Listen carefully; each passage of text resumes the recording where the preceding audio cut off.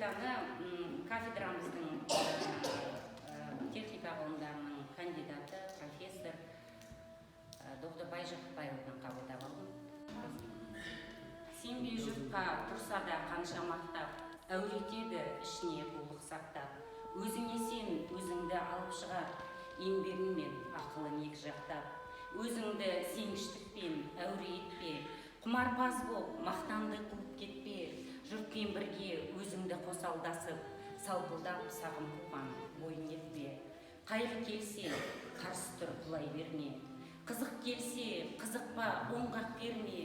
Жүрегіне сүңгіде түбін көзде, сонан тапқан шын асыл тастай көрме.